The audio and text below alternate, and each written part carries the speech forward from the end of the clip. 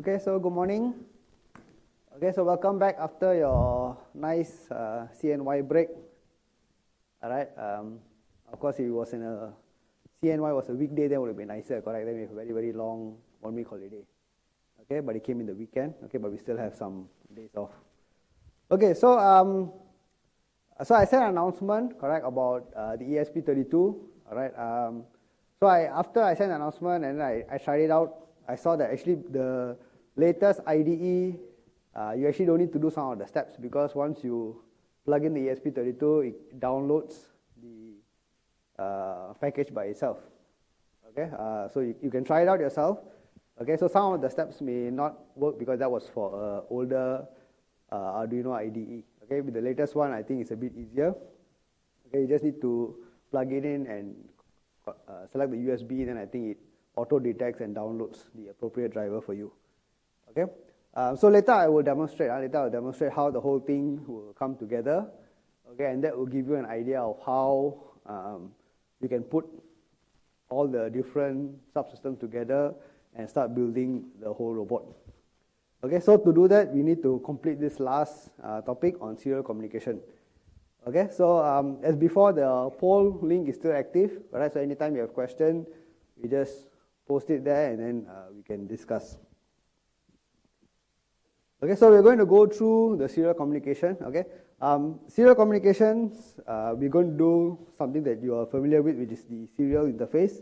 Okay, now besides the UART serial interface, you have other options. Okay, SPI and I2C as well. When do I use these options? Okay, again, it depends on the kind of peripheral you're dealing with.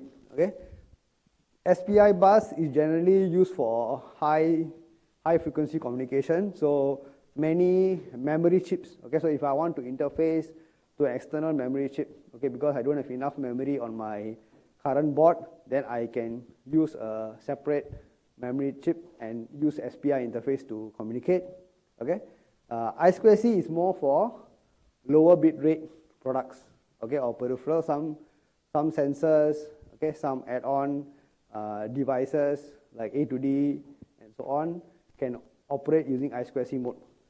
Okay, so if you don't have enough, maybe A to D module, or you don't have, or you're using a particular temperature sensor or even camera module and so on, they may use I2C bus, okay, to communicate with your main microcontroller.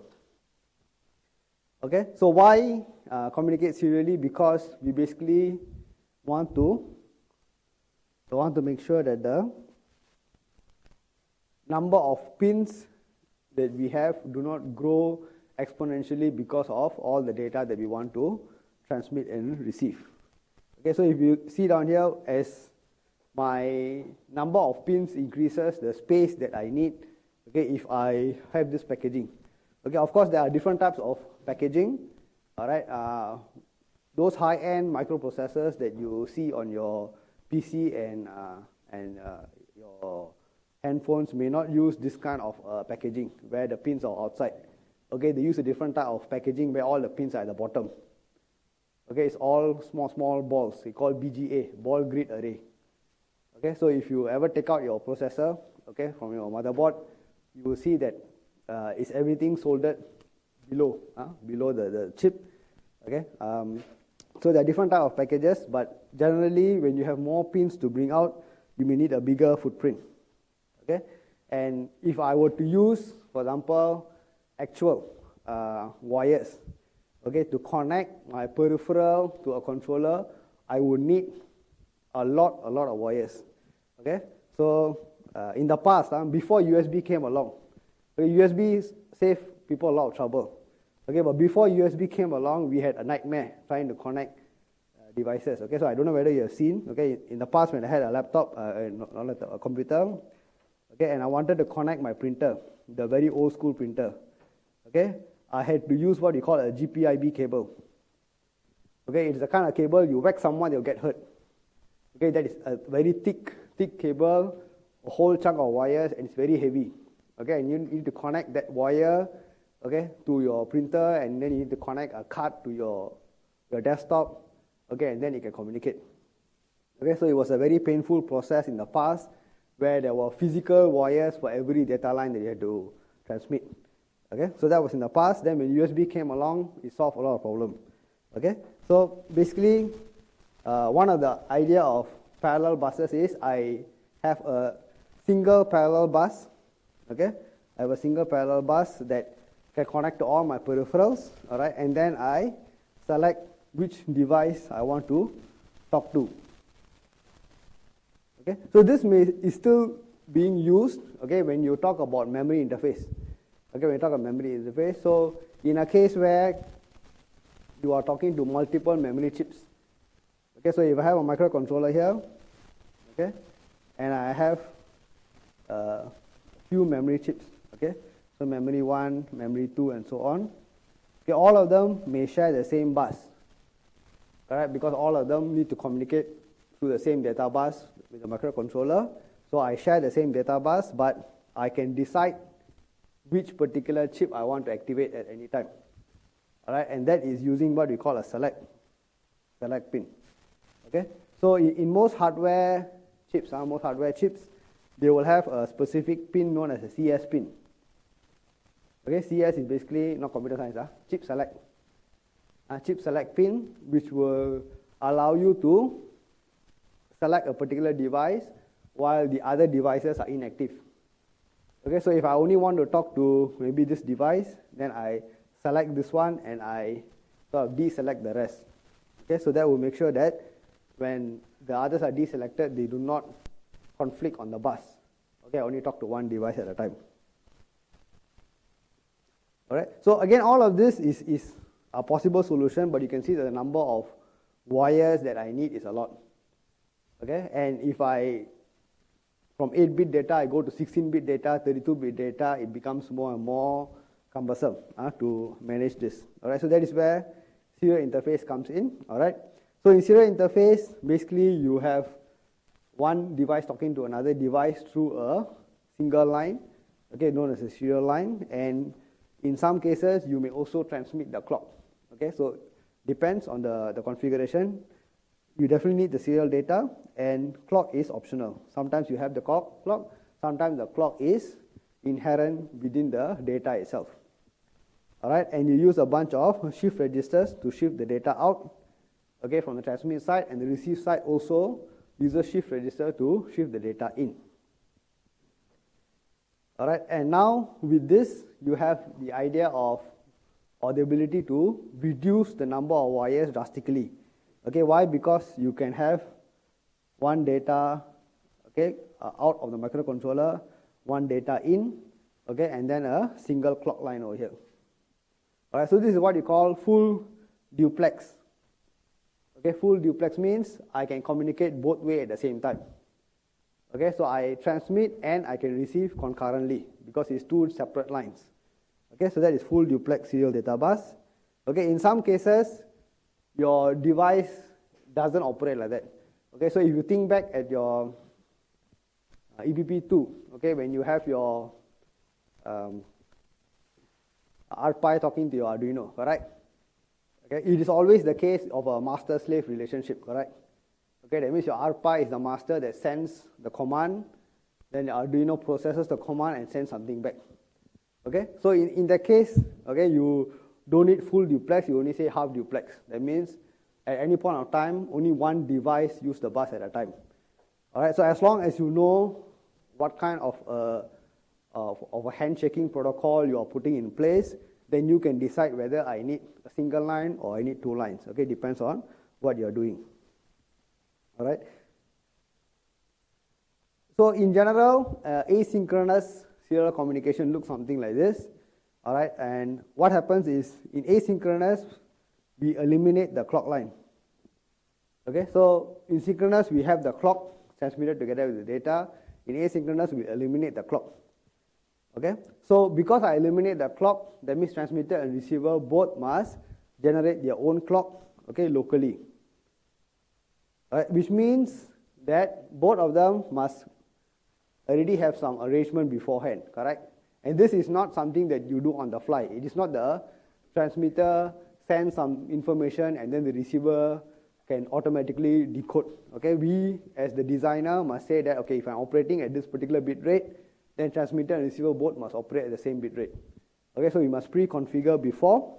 Okay, and once you pre-configure, you follow the protocol, or the hardware follows the protocol, and the data can get transmitted too.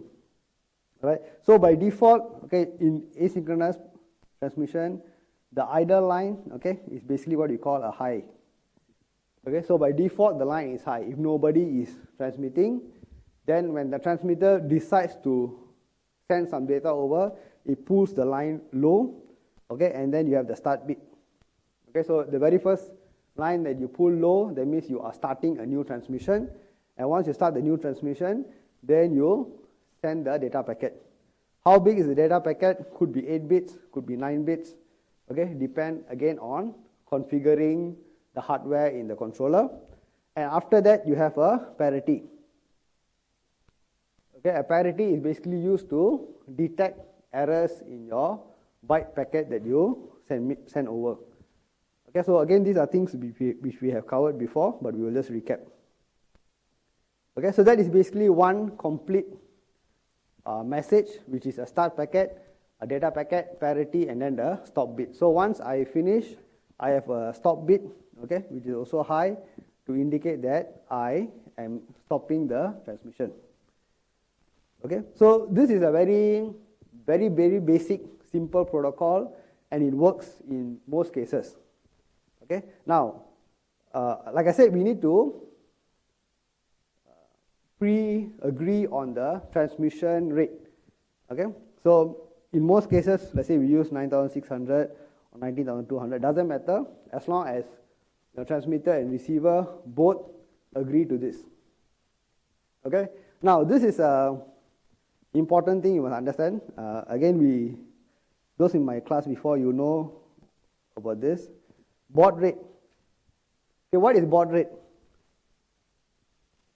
Baud rate means how fast I transmit, correct? Okay, how fast I transmit my information. But why don't I call it bit rate? Why must I use this term baud rate? Why can't I just say bit rate? Okay, so there must be a difference, correct?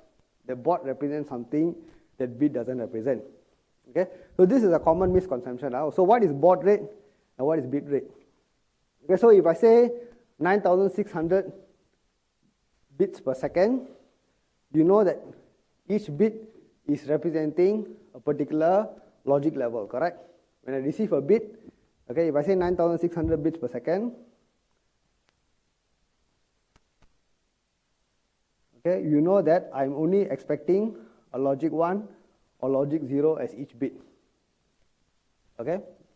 So whatever the voltage level is different, but we are expecting either logic 1 or logic 0 as a bit, okay, to represent this 9600 bits, okay, in 1 second. But when I say 9600, okay, as a baud rate,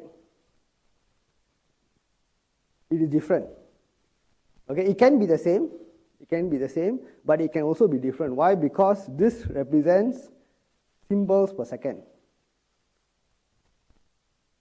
Okay, symbols per second. Okay, so what's the difference between a symbol and a bit? Okay, a bit is only 1 or 0. Okay, but a symbol can represent more bits. Okay, so this is something that you should study in engineering module, which is usually some communication related module. Okay, where they talk about how you transmit signal wirelessly or through some other interface and so on. Okay, so when you talk about symbols per second, that means you can represent your information in other modes. Okay, so currently we are very comfortable with representing information in 1 and 0. Okay, which means that if I give you this information, if I give you this sample, 1 0 0 1 0 0 1 0. Okay, then if I ask you to draw the waveform, you can say, okay, it will look something like this. Okay, something like this. So the ones and zeros as pulses, okay, and ground. So we know how it represents. Okay, but now when I say symbol means what? That means I can group bits together to represent different signals. Okay, what do I mean? That means this 1 0 0 1 0 0 1 0. I can now say, instead of just looking at it as ones and zeros, why do I group bits together? So I group this as pairs. So if I group this as pairs, what does it mean? That means I can no longer stick with just two voltage levels, correct? Because when I look at it as ones and zeros, I can say that one represents, let's say, 5 volt, and this one represents 0 volt, correct? And that is a pulse. Okay? But now when I group signals together or group bits together, it is now different. That means I can say that in terms of my representation, I can say I have 0, 0, 0, 1, 1, 0, and 1, 1.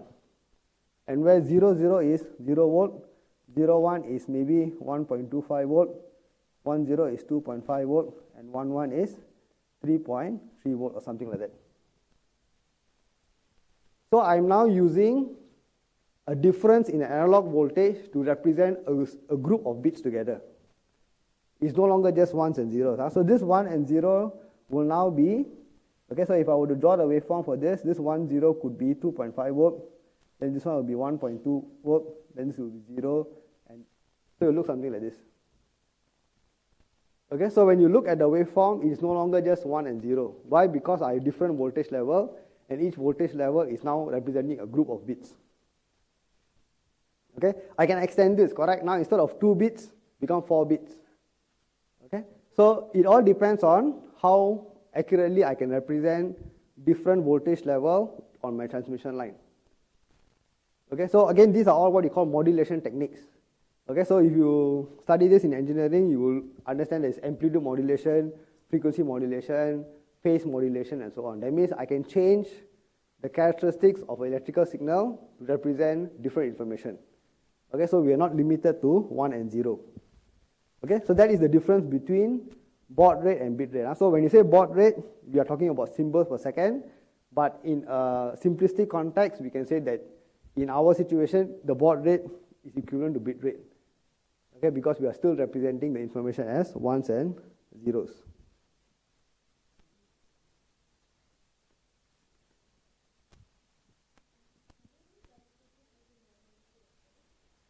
Yeah, it's just about how much you can increase your transmission speed. Correct? That means now my transmission speed is double, correct? If I use this protocol and I transmit at 9600 baud rate, I'm actually doubling my bit rate, correct? Because each symbol now represents 2 bits. Okay, so it's about increasing your bit rate, but again, like I said, your hardware must support it. Okay, you must have the hardware to support it, then you can use other mechanisms like this to increase your overall bit rate.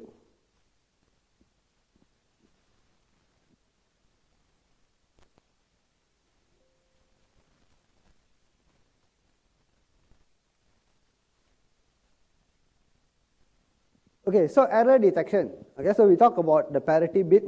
Okay, so what is a parity bit? Parity bit is just an additional bit that the hardware adds to your data packet for you to detect whether there's an error.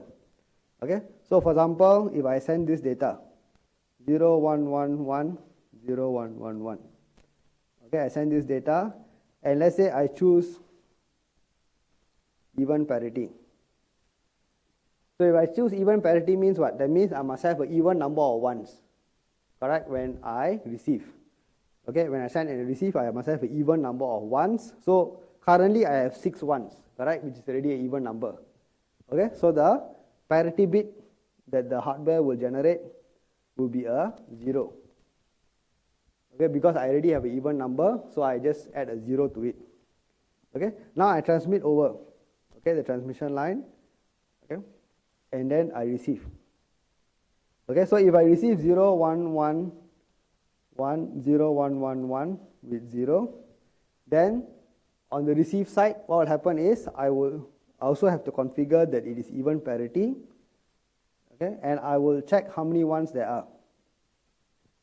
Okay, since I got 6 ones, okay, then it's considered even number, correct? Okay, so we are fine. Okay, but what if along the way there is error, correct? There is some interference and there is a bit flip where this one here becomes a 0. Right? And this one here becomes a 0. Then what happens? When I count, I will say I have 5 ones, correct? Which doesn't comply with the even parity setting that I have. So it will say that there is an error. So it will set a flag in the register to tell you there is an error. Okay? But of course, you do not know where is the error.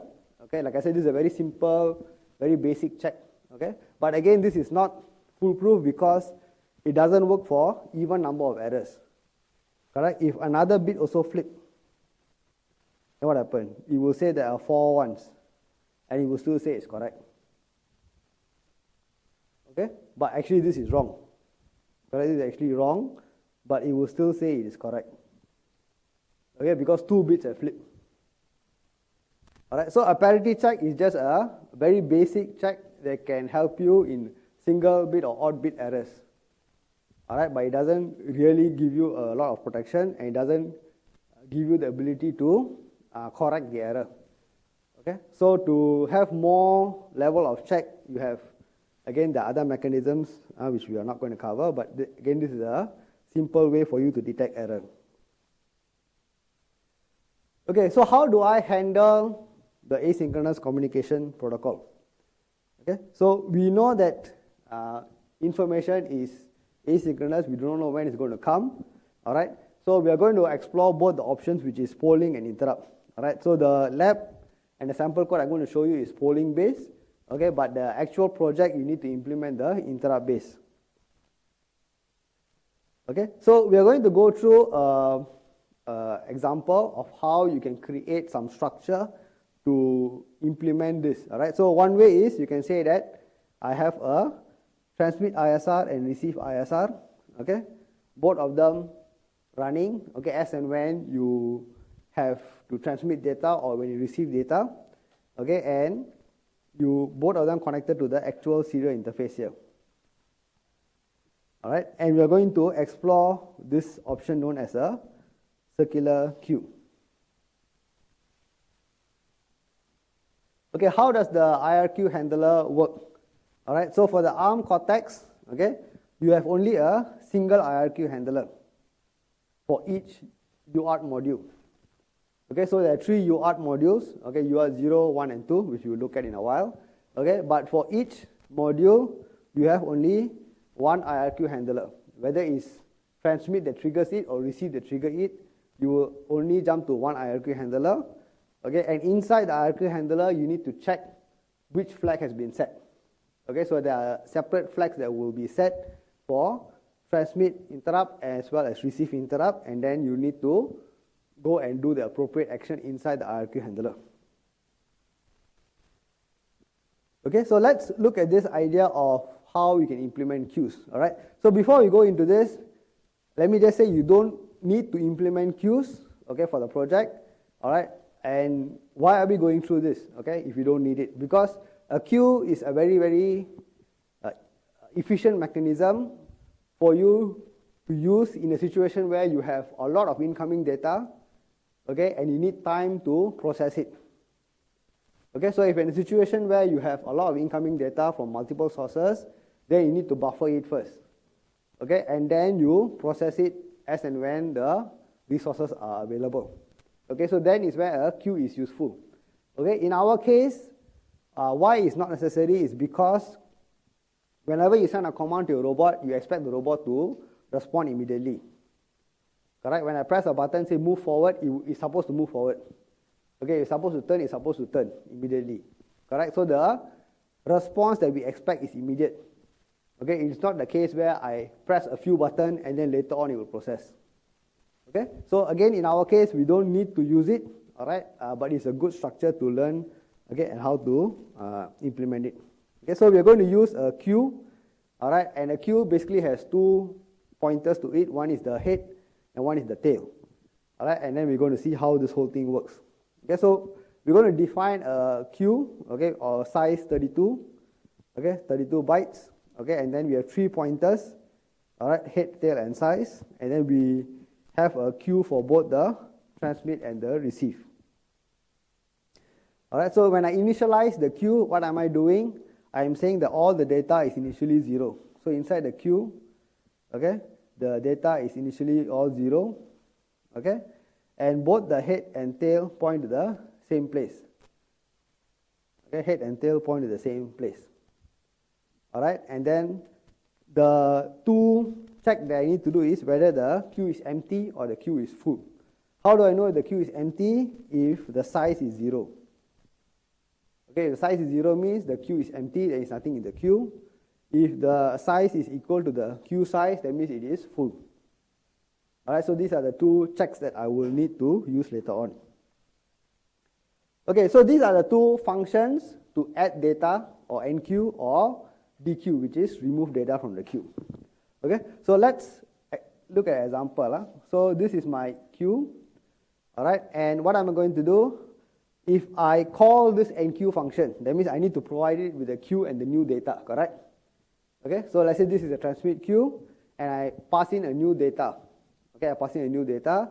What will I do? I'll first check whether it is full. Okay, if it's full, I can't do anything, correct? I can't process this new data. But if it is not full, what do? I add the data to wherever tail is. So you have to remember that initially, both the head and tail are pointing here. Correct? Are pointing to the first element, element 0. Okay, now I take the data D and I put it here. Alright, and once I do that, I also increment my tail. So my T is now pointing to the next space, correct? I move my tail by 1, and then I do a Q tail percentage equals to Q size. That means what? I do a mod, correct? That means if I'm equal to the Q size, I wrap back to the beginning, correct?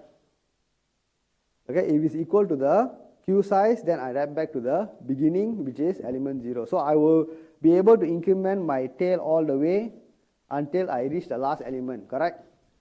Once I pass the last element, I will wrap back to the beginning. Alright, when I wrap back, and every time I also increment my size. Okay, so every time I call this enqueue function, I add a new data. And then I increment my T and add in a new data and so on. Now when I want to dequeue, what must I do? Okay, I check whether it's empty. If it is not empty, I return to wherever the head is pointing, correct? Because the tail is the one that keeps adding, the head is where I dequeue. I grab the new data. So the head is still pointing to the first data. So after I dequeue, this data is out, then my head is now going to, okay, so head is originally pointing here. Once I dequeue, I will point to the next one. Alright, because the head is incremented. Okay, so before I increment, I set it to 0. So before that, I clear this first and then go to the next one. Okay, and so on. So as long as I am following this structure, what is happening? I am able to add data to the queue as and when new data arrives, and when I'm ready to process the data, I dequeue. Okay, I dequeue, and then I continuously do it because it's a circular buffer. Alright, so this is, like I said, a good sort of mechanism in the case where you have a lot of data incoming and you need time to process the data, okay, because the resources are not available immediately. Okay, again, we don't need to use this, okay, but it's good to know. Alright, so this is just an example of sending and receiving the data. Okay, so how do I pass messages? How do I encode my message? Again, if you look back at EPP2, we have a very complicated structure, correct? You also remember your T packet, T packet, T command, all this give you nightmare, correct? You spend a lot of time troubleshooting all this, correct? Okay, so in EPP2, we have a very complicated packet structure. We put everything together, compute the CRC, all these things, okay? You can do that, like I said, if you want to send a lot of information. In our case, we are going to put everything into a single binary byte. Okay, so we're going to have a 8-bit data that we're going to transmit over the serial interface. And how you want to encode this 8-bit data is up to you. Alright, so for example, you can say that the upper 4-bit here represent the function, this represent the value. Okay, I'm just giving you an idea, I don't need to follow. You can decide how you want to use the 8-bit. Okay, so what do I mean by function and value? So maybe function, you can say, okay, 0, 1 means is LED function. Okay, 0, 2 means is motor function. Okay, 0, 3 means it is audio function or something like that. Okay, and then the value gives you more information on what exactly you're supposed to do. Correct? So if I say value is 0, 1 for LED means it is blink. Okay, or 0, 2 is off, something like that. Okay, same thing for motor. You can say 0, 1 means okay, forward. Okay, 0, 2 is reverse or something like that. Okay, so you can come up with your own very simple way of decoding your 8-bit data that you transmit. Okay, so this is a easier way to establish this communication link. Okay, why? Because you don't need to wait for multiple bytes and then you pack them together and then you decode the whole thing. You just receive 1 byte already, you can decode and process. Okay, so your life is easier. Okay, so these are all the general stuff. Let me go into the KL258 specifics, so we understand how the board is going to work. Okay, so we have UART, SPI, and I2C. All right, like I said, we are only going to be looking at the UART module. And within the UART module, those highlighted in green give you the ability to communicate. All right.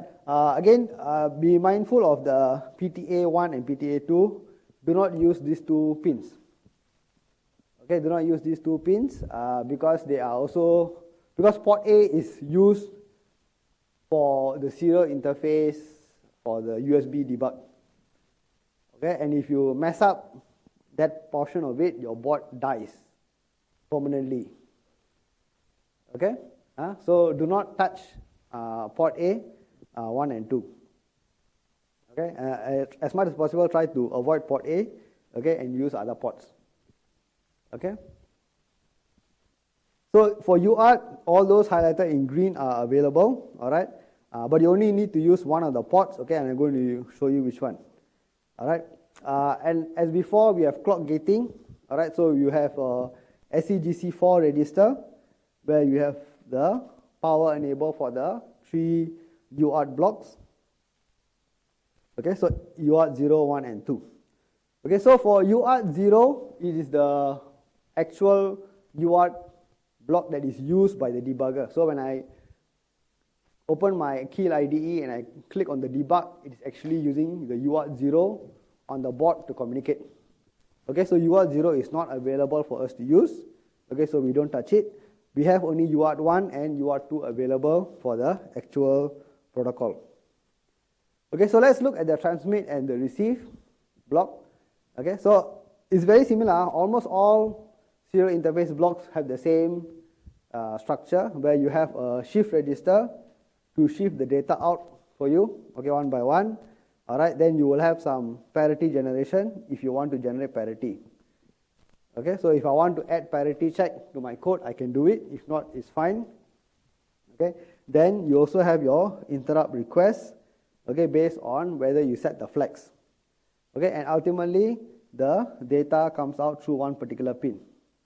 How fast the data comes out depends on your baud rate setting. Okay, so all of this we will cover. We'll cover how to configure all these registers. Okay, over at the receive side, the same thing. So receive data is through a single pin. Okay, when the data comes in, you will again shift, okay, into a register. Okay, a shift register. Okay, and once all the data has already been shifted in, okay, it can send a request. Okay, IRQ request to tell you that the receive data register is full. Okay, and again, the baud rate settings. Okay, the baud rate setting should match whatever you have over at the transmit side. Okay, so this is the general view of both the transmit and receive block. Okay, so since during transmission and receiving, there is always a chance that there is some noise, there is some interference, and so on. Okay, to counter that, what the board does, okay, or what the microcontroller does is, it actually does oversampling. Okay, oversampling means I sample multiple times within the same bit period. Okay, and the reason is, when I sample multiple times, I can discard the error, correct? Because I will know the average value. Okay, if I only sample at one time, okay, and if that one time happen to have a glitch, then I will get the wrong value, correct? Okay, so by oversampling within the same bit period, I am able to detect the actual value, all right, of the data that I'm receiving. Okay, so the UART1 and UART2 module have a 16 times oversampling. Okay, so because of this 16 times oversampling, when we calculate the baud rate, okay, when we calculate the baud rate, okay, we need to factor this inside the calculation. Okay, we need to factor this 16 times the calculation, which we will see later. Okay, so when we calculate the baud rate, okay, we need to take the module clock, okay, whatever is the module clock, divided by whatever is the register setting times 16. Okay, so this is the general formula. Okay, later I'll show you in the code. Okay, how you calculate it in the code for whatever sampling rate that you want. Okay, so when do I transmit, when do I receive? Okay, so to transmit, okay, I need to check. Okay, so let me go to the data sheet first. Okay, so in the data sheet, you have your UART0 here, and you have your UART1 and 2. Okay, so like I said, UART0 we will not use because it is reserved for the debugger module. We will use UART1 and 2. Okay, so for UART1 and 2, okay, so if you scroll down, okay, you will see all the registers here. All right, so for this register, S1 register, okay, you can see that this register is the one that contains the two important flags, the TDRE and RDRF. Okay, so what does it tell us? So if I zoom in here, the TDRE, transmit data register empty, what does it tell me? It tells me that if this bit is 1, the buffer is empty, correct? Buffer is empty means what? That means I've already shifted out the data. The buffer is empty means the data that was previously there has already been shifted out. So I can put in a new data. Okay, so the objective is I need to keep polling this bit until the bit is set. Correct? Because once the bit is set, that means I know that the buffer is empty. I can put in new data to send out. Okay? In our case, do we need to send anything out? Actually, we don't need to send anything out because your KL25Z is on the receiving end. Okay? Your ESP32 is going to send data to the KL25Z. And the KL25Z is going to process the data and then control the rest of the system. Okay? So I will demonstrate to you the transmit. Okay, then we will look at the receive later. Okay? Now for the other receive side is the RDRF flag. And what does it say? It becomes 1 when the receive data register is full. Correct? Which means what? That means I need to poll this bit until it is set to 1. Correct? Because once it is set to 1, it tells me that I have received a new data packet. Okay? Once it is set to 1, once this flag is set to 1, I know that the register is full. Correct? So the register is full means I receive a new data packet.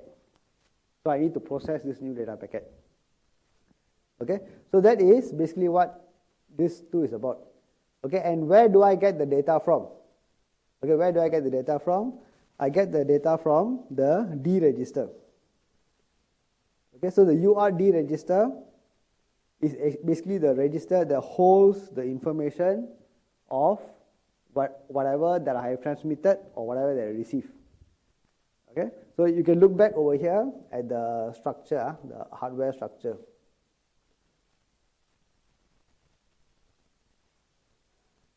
Okay, so the data that I receive will be transmitted to this data buffer, correct? Okay, so that is the data register that I am able to read from. Okay, and that is over here.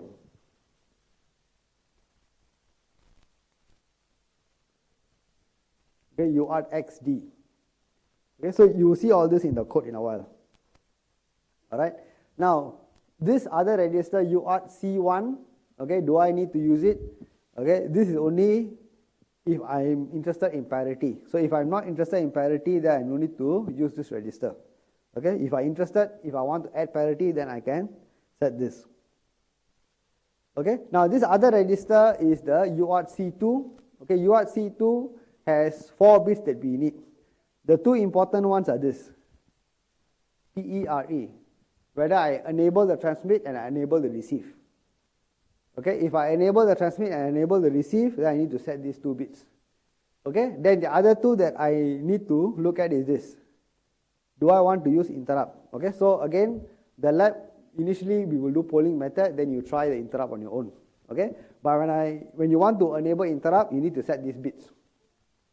Okay, but again, you only enable the interrupt for which functionality you want. Okay, so if I want to enable or activate receive interrupt, then I put that bit or enable that bit. Okay, if I want transmit interrupt, then I enable that bit. Okay, like I said, we don't need to enable transmit interrupt because we're not transmitting anything.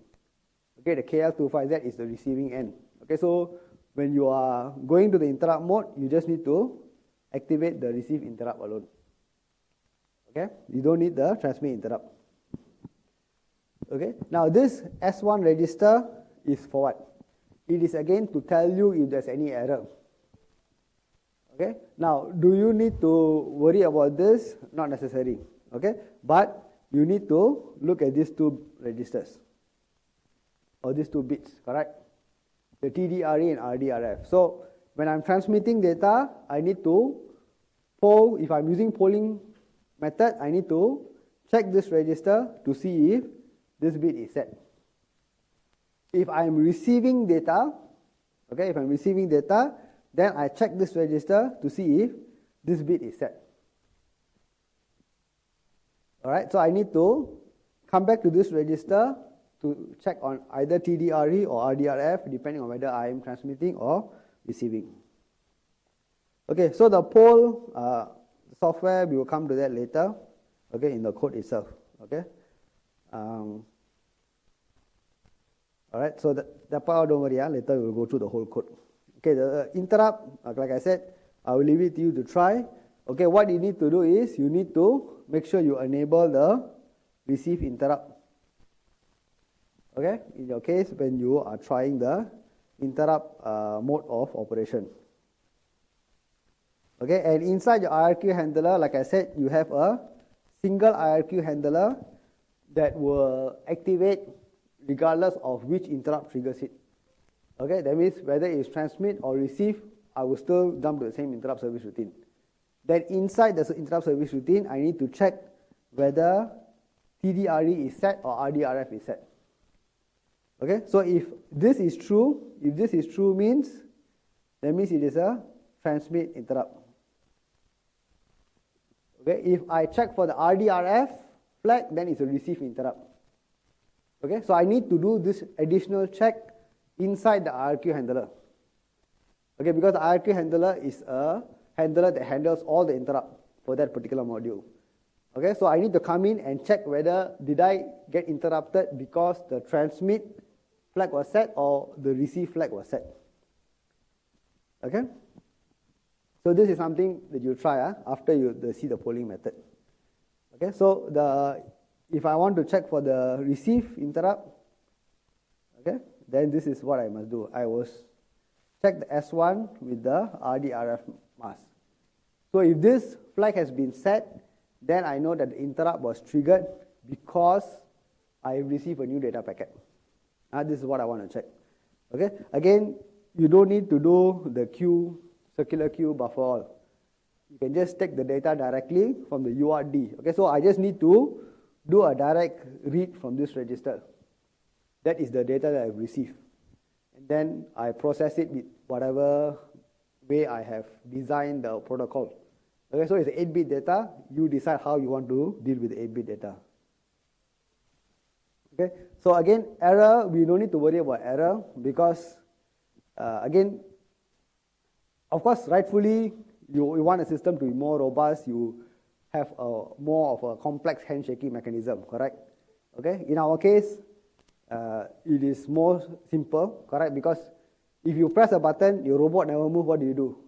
You keep pressing, correct? Okay, so you don't worry so much, correct? End of the day, if you press and there is an error in the transmission, you never go through, you just press again, it should go through, correct?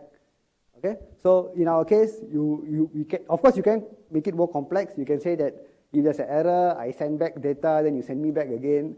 Can. If you want to implement a proper handshaking protocol, also can. Okay, so it's up to you. Okay, but in our case, if you want to make it simple, you just clear any error that comes along. Okay, so so later I'll demonstrate the serial interface and the whole setup. All right. So I think we'll go for a break first. Okay, now it's 10:50, just nice. So we'll have a 10 minutes break. Okay, we'll come back 11, and then we will go through some other admin matters before I do the full demo. Okay, so we'll go for a break, then I'll see you all back here in 10 minutes time. Okay.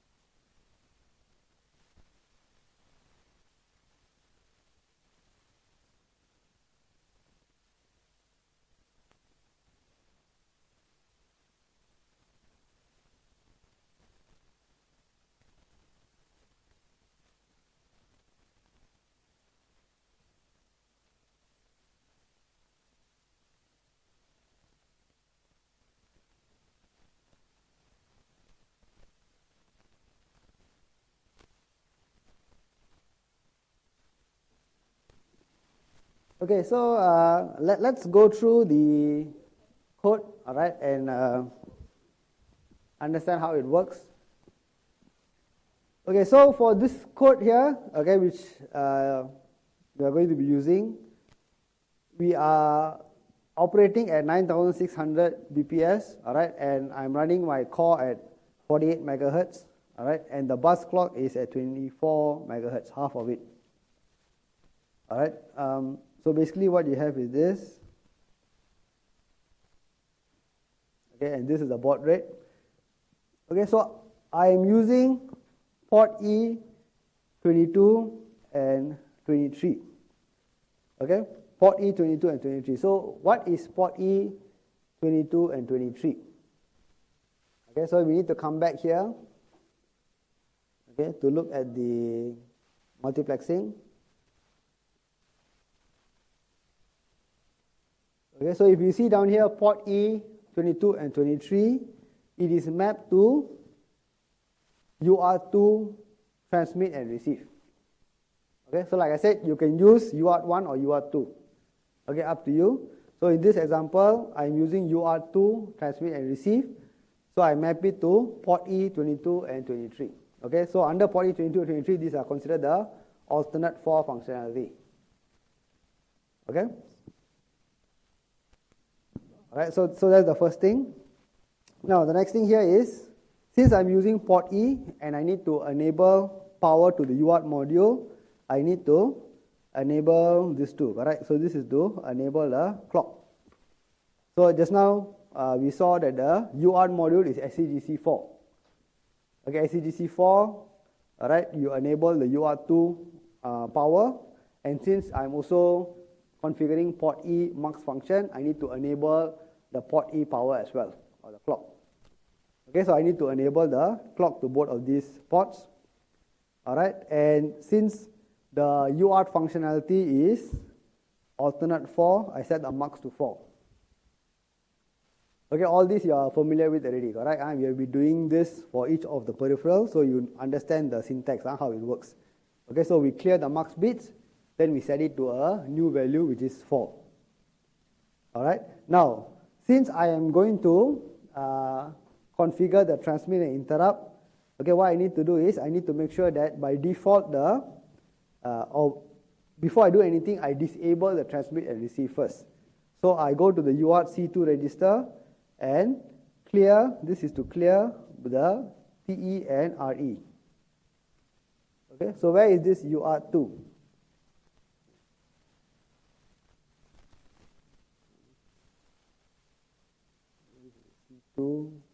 So under C2 register, we have the TE and RE, correct? So that is the transmit enable and receive enable. Okay, so I basically make sure the transmitter is off and the receiver is off. Okay, before I configure anything else. Okay, so that is what I'm doing here. Okay, next, okay, this is the calculation. Alright, so the way the processor is designed is, whatever is your main clock, so in this case I'm using a main clock of 48 megahertz, okay, the default system clock, okay, some peripherals run at half of the main clock, okay, and the UART module is one of it, okay, this is the internal design of the processor. So the bus clock, okay, the bus clock here that is used by the UART module is actually half of the main clock, okay, so that is why I need to take default system clock by 2. Okay, so in my case, default system clock is 48 megahertz, so the bus clock is running at 24 megahertz. Okay, next I need to make this bus clock. All right, so if you remember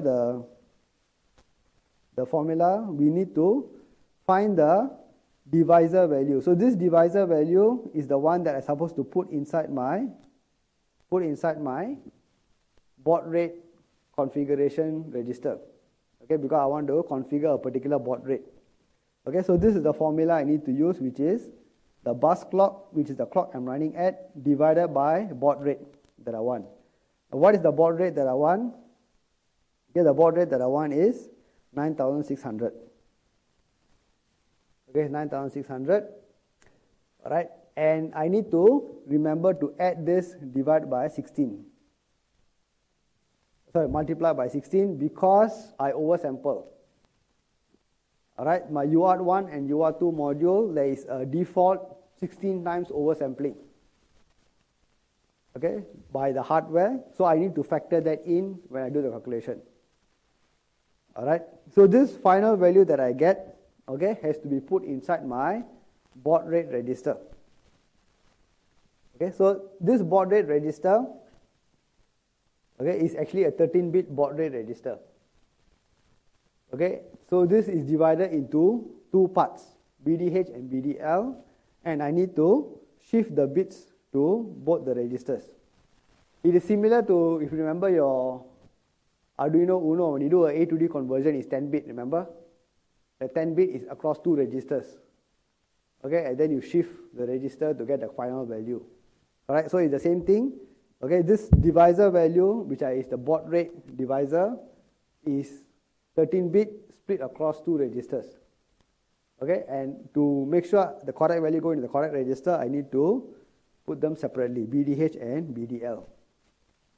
All right, so that is the baud rate setting that I need to put in. Okay, the C1, S2, and C3, this register, you don't need to do anything. Okay, like I said, these are for error checking, for other configuration, parity, and so on. Okay, since we are not using parity, we're using 8 bits by default. Okay, we don't need to do anything. Okay, by right, the UART module can be configured to operate in 8-bit mode or 9-bit mode also. Okay, so if I want, I can add an additional bit, send, transmit 9 bits. Okay, but in our case, if we are just sticking to the default, then we don't need to worry about all these settings.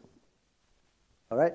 Now, this is when you want to try out the interrupt code. Okay, in our case, I'm not using that. Okay, so I comment out this one. So once you have configured everything, then you enable. Okay, so to enable, you set the transmit enable and receive enable. All right, so once you enable the transmit and receive, that means your hardware is now ready to transmit and to receive. Okay, so if any data come in on the receive port, it will take in the data, and once the data is in, it will set the RDRF flag. Okay, if I want to transmit any data, I write to the TD data register whenever the TDRE bit is set. Okay, so what do I need to do? If I'm going to transmit or receive, I depend on what I want to do. I can do it in my function over here. Okay, so let's look at what I'm doing here.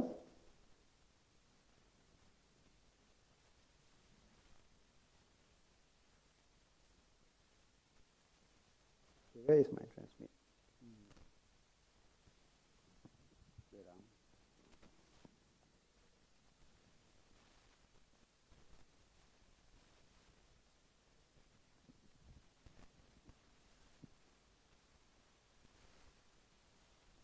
I forgot to copy the transmit function.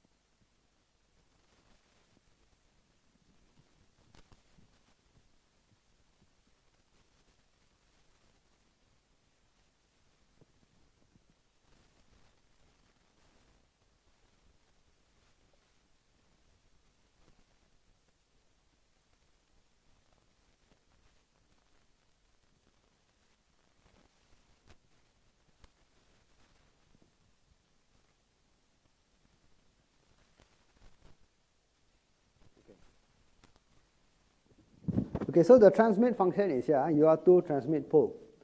All right, so inside my main function, all right, I initialize the baud rate, okay, and I just do this.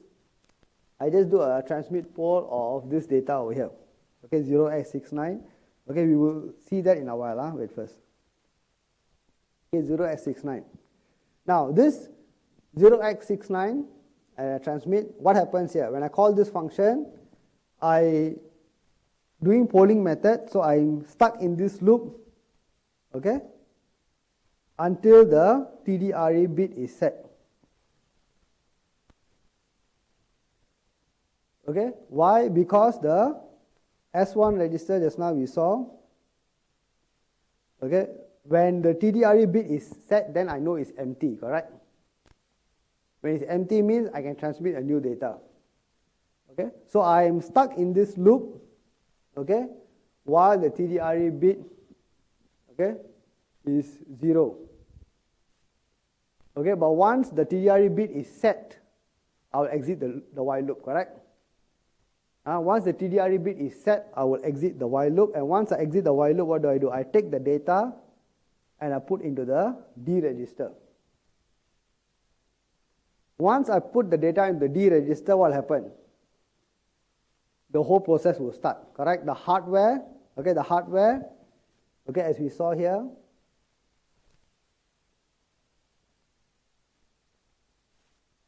okay, the hardware, as we saw here, once the data go in the D register, it will, from the D register, transfer to the shift register. Okay, and then based on all the configuration I have done, it will start to shift the data out. Okay, it will start to shift the data out, and once the data has been shifted out, is complete, then again the flag is set. Okay, the flag is set for me to send the next byte and the next byte and so on.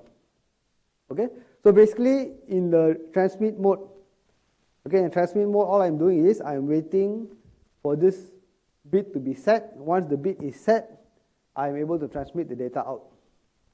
Okay, how do I transmit the data out? I just write to the D register. Okay, and that will start the whole process running. Okay, so let me show it to you over here in the code.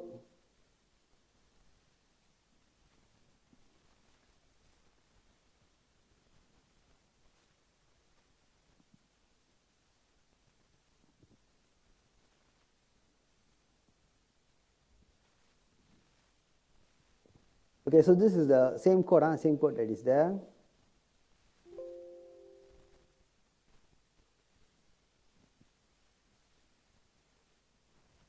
Okay, now I'm going to run.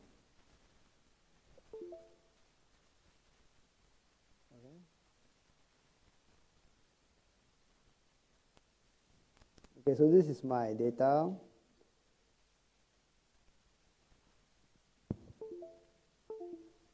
Okay, so on your oscilloscope, when you see this waveform and it's not stable, what must you do? A lot of people I see still not familiar with oscilloscope. Every time try your luck, press auto, press auto, press auto. Hopefully it works. Okay, what must you do? What must you adjust? If you see the waveform but it's not stable, correct? It's jumping everywhere. What must you adjust? There's a setting you must adjust. What is it called? Don't do this lah. When you graduate, then you go out there, then your boss asks you, hey, oscilloscope. Then you're like, that's it, gone already. What must you adjust? There's this thing called trigger level. Always remember, trigger level. Trigger level means what? That means your oscilloscope is trying to find a voltage to find the transition. And once it can capture this transition, it will stabilize at that voltage level. So currently my level is at 0, which is not a good level, correct? Because you every time go to 0. You want to choose a level that you will cross. Correct? So I can choose any value above 0. So if I choose, let's say 1 volt. See, so nice. It trigger. Correct? I trigger at 1 volt. That means when my signal cross 1 volt, then I'm able to trigger the scope to stabilize the waveform. Okay? Your job won't have this digital scope, so you must know the trigger level. It's always a top right corner one. So if you're still not familiar or you never touched before, every time your friend touch for you, correct? Never touched before. Even on button also never press. Then you go and play around. Okay, Maker's Lab got a few scope, correct? Go and play around, make sure you know. If not, you just eye power the whole time, then you don't know what's happening. Okay? If I want to make the waveform bigger, what must I adjust? What is it called? Your time base, correct? Your time base. So now it's 1 millisecond per division. Okay, sorry. So I must make it more minute, correct? 500 microsecond or 200 microsecond. Okay, I think 500 is okay. Okay, so let's look at this waveform. Let me capture this waveform first.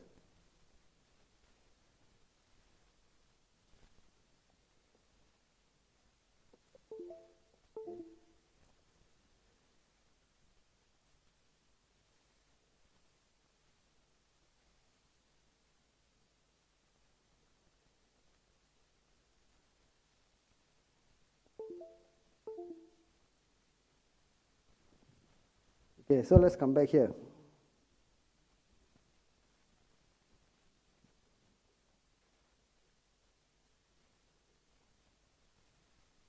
Okay, so this is the waveform I get. That is the waveform I get. So is this correct? Okay, so let's analyze this. You must make sure, you must convince ourselves that this waveform is correct. So this is the start, correct? The idle line, remember? We said the idle line means it's high. So this is my start bit, correct? Alright, this is my start bit. Okay, then how about the data? Let's look at the data. So this is 1, this is 2 bits, correct? Based on the pulse width, we can say that this is 2 bits, 0, 0, 1, correct? 0, 1, 1, 0, and this is my stop bit. Correct? All can see? We can see that there's a start bit, there's an 8-bit packet, there's a stop bit. Correct?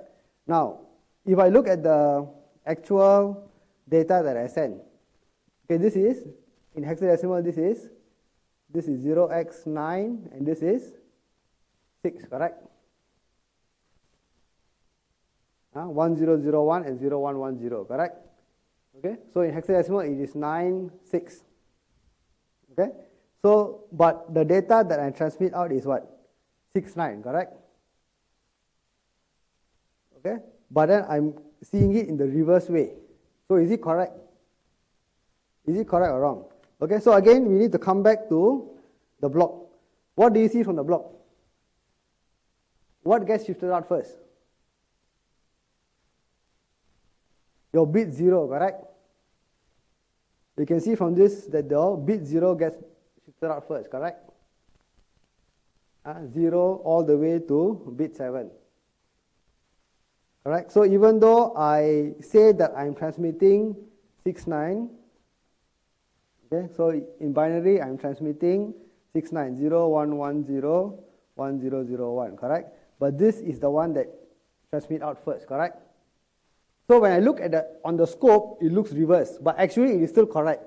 Why is it still correct? Because over at the receive side, when I take the data, it goes in where? It goes in from the front, correct? That means the least significant bit goes in all the way, correct? So it still turns out to be the same. Correct? Do you understand? So even though in the scope it looks like it's reversed, but actually it's still correct. Okay, why? Because when I transmit all the way into the receive side, the receive pushes it in all the way to the LSB. Alright, it shifted all the way to the LSB, so it is still the same. It is still correct. Okay, so we can confirm that this is correct. So the whole setup is correct with the transmit part.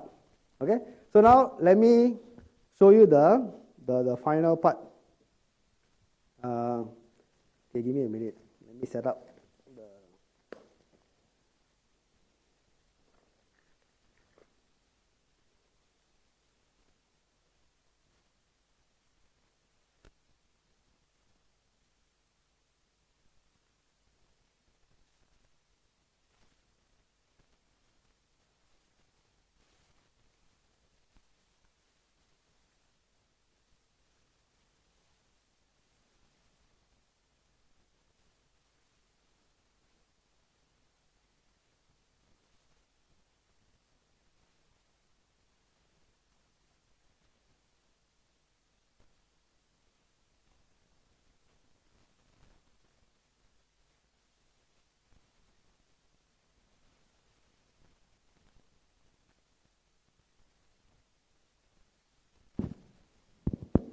So the last part that I want to show is the whole setup with the ESP32 and the KL25Z, okay, all connected together.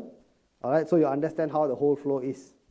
All right, so the steps I what is described in the documents that I put there. So there is 3 documents that guide you step by step how to do this. Okay.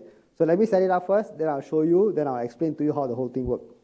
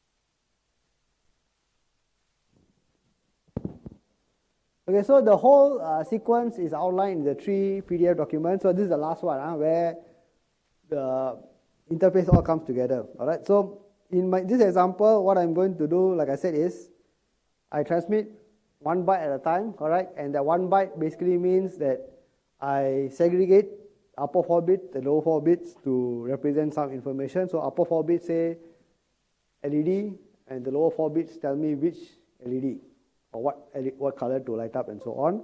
So I just have an example, all right? So all these are things you can do. Now this is the important connection, all right, where you interface the transmit pin of the ESP32 to the receive pin of the KL25Z. Okay, because we are now sending data wirelessly, all right, from your controller to the ESP32. Okay, the ESP32 is going to take that data and transmit over to the KL25Z. All right, so that is still a wired interface, which is transmit from ESP32, receive on the KL25Z.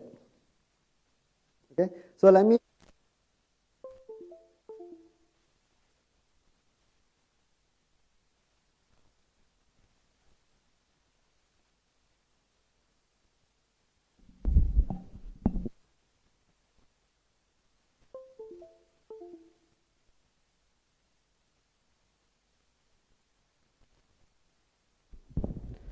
Okay, so let me show you the whole setup here.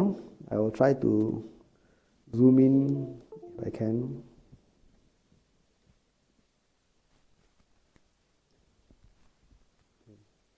Okay, so in terms of the wire, there is only 2 wires here. This is basically my transmit pin going to the KL25Z.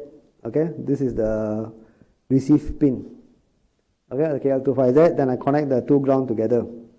Alright, now for the ESP32, okay, when it boot up, alright, with the code that is given to you, alright, what will happen is when you boot up, it will try to connect. So in this case, okay, I have already put in the connections to my hotspot, my handphone hotspot. Okay, so when it boot up, it will connect to my handphone hotspot and it will give me an IP address. Okay, so the ESP32, there's a few ways of operating it. So you can decide which mode of operation you want. Okay, in this mode, it basically connects to any Wi-Fi network. So it's up to you. Again, NUS network always got a lot of issues. So if you get it to work, it's fine. If not, you use your own hotspot. Okay, so here I've created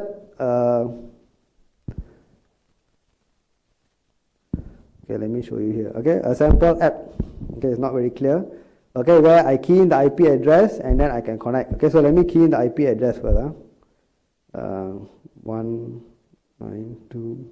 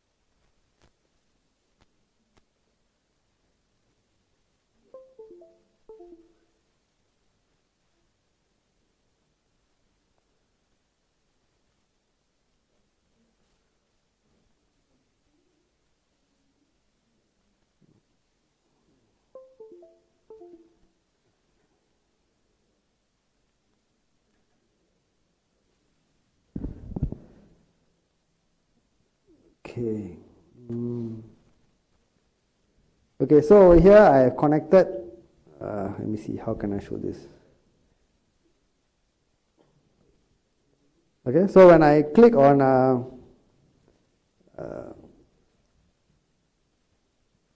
so when I click on the check Wi-Fi status, it can show me that it's connected. Alright, so I have 3 buttons here for the LED on, off. So let me show you. So if I click on LED red on, okay, why is it not working? Okay, so actually it's working over here on the ESP32. Okay, if I say on and off, okay, the on and off is working. But why isn't it not working on the KL25Z? Because I'm still running the old code. Alright, the KL25Z is still running my older code, which is this. I'm showing you the transmit. Okay, so I need to put in the new code right now.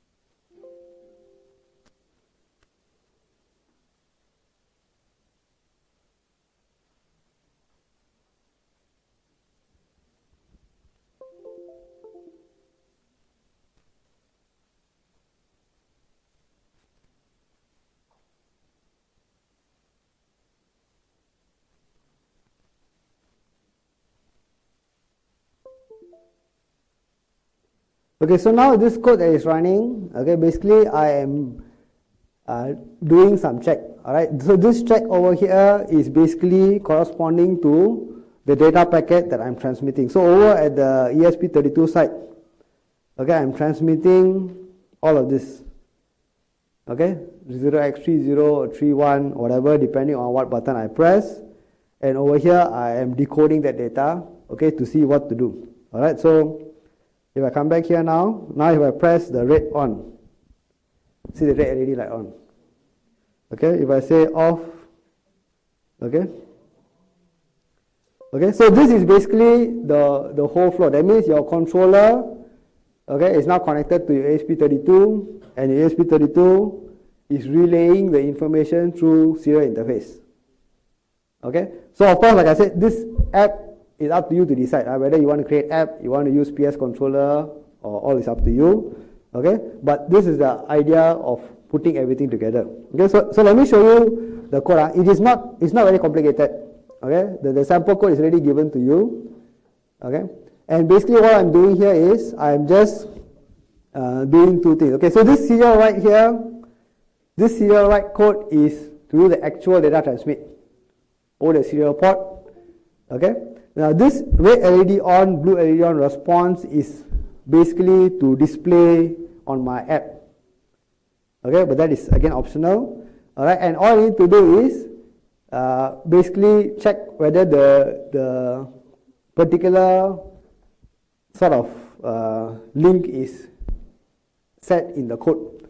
Alright, so it's just a function called request index off. Okay, so this on red, off red is all things that you can define in your own code over here. Alright, now how does this interface with the app? How does it interface with the app? How do I know that I'm sending this request on red or off red or what? Okay, so let me show you the app code. Again, you can choose whichever platform you like. Alright, this is the App Inventor platform. Like I said, it's very easy, block-based coding. Okay, not very complicated. Okay, and all you need to do is just set the URL to whatever is the IP address / on rate, off rate, and send it to the IP address that you have connected to. That's all. Okay, so it's a very simple IP protocol. You can use any device to do it. Okay, you can use a web app, you can create a website, up to you. Okay, so the interface is actually very easy. Okay, but again, it is open for you to decide how you want to use. Okay, so the ESP32 is there, it has all this functionality, you decide how you want to establish this whole link. Okay, so the details of that is up to you, but I'm just showing you one demo only. Alright, and the PDF document outline all of this step by step. Alright, so if you follow through, I think it should be quite easy to do this setup. Okay? Okay, so that is basically the whole flow. So right now what you need to do, Okay, what you need to do is you need to, in your team, get things moving. If you haven't opened up the package yet, it is still collecting dust somewhere, you must open up now. Alright, open up now, start to put things together, and make sure all this small thing work. That means your LED must work, your audio must work, your motor control must work. Okay, all of this, let it start working. Okay, then some of you start working on the controller part. Okay, why? Because when we start OS the next lesson, then all this device driver will just be integrated with the OS. So OS will be this huge wrapper, correct, that will create this multitasking environment, but this multitasking environment will make use of all these device driver that you have built. Okay, so make sure all this device driver is working, okay, and then you can use the OS to wrap around it later on. Okay? So you must divide the work. Some of you work on all this, some of you work on the controller part, depend on how you all want to do things. Okay? All good. So if you still want to see later, you can come down and see. So last week, I forgot about the Kahoot. Okay? So this week we will have. Okay? So give me a minute, let me set up.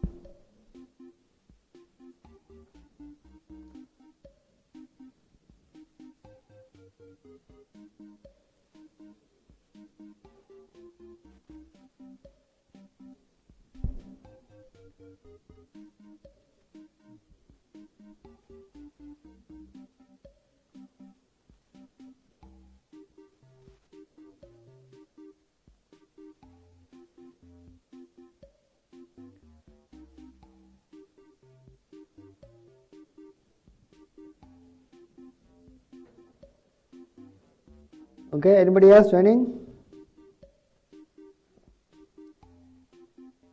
Okay, so as usual, I've got 3 Arduino Unos.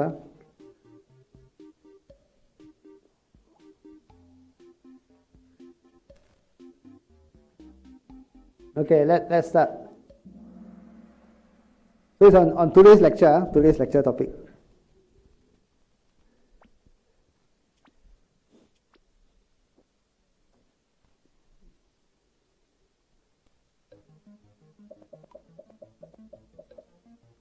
It's not very easy. But still got people get wrong. Maybe never listen at all. It has 3 UART modules, correct? 0, 1 and 2.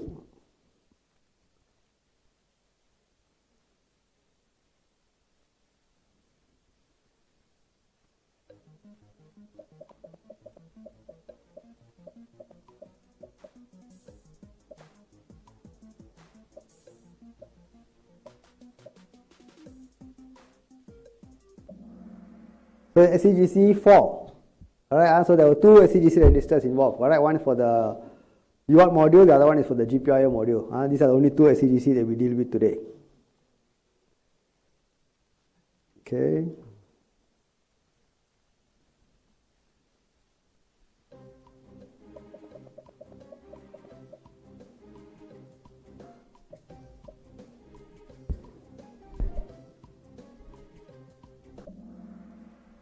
Okay, good. So it is fixed 16 times oversampling.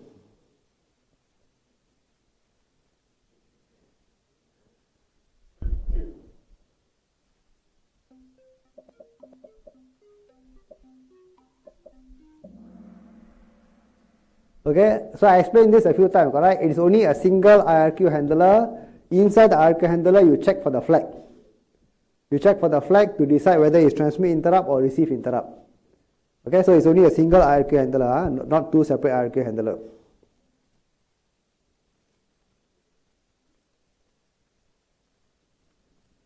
This one also should be quite easy.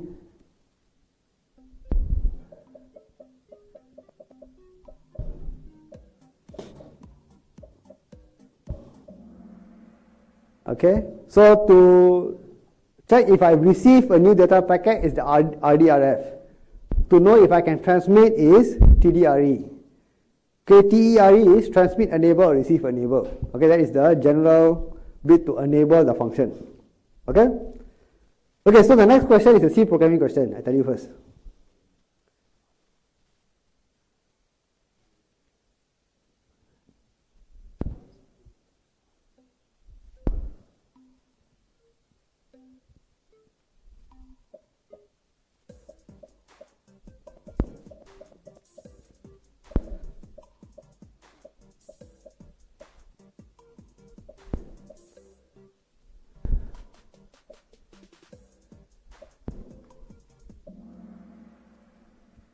Okay, so the correct answer is false. Why is it false?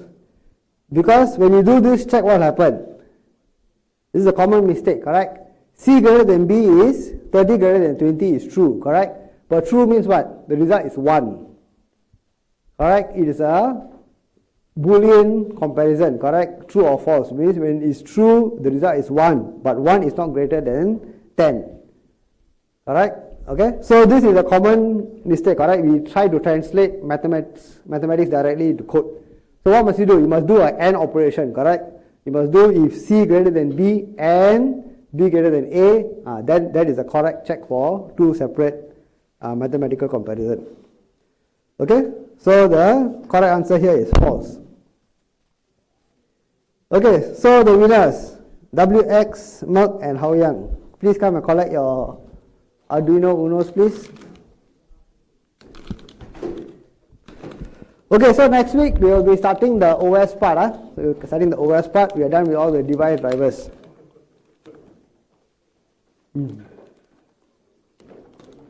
Okay, congratulations. Yeah, congratulations. Okay, thank you. Okay, so thank you. I will see you all next week. Alright, so the extra KL25Z board I will bring to the lab this Friday. So this Friday, whoever is coming can collect it, then the rest collect it next week.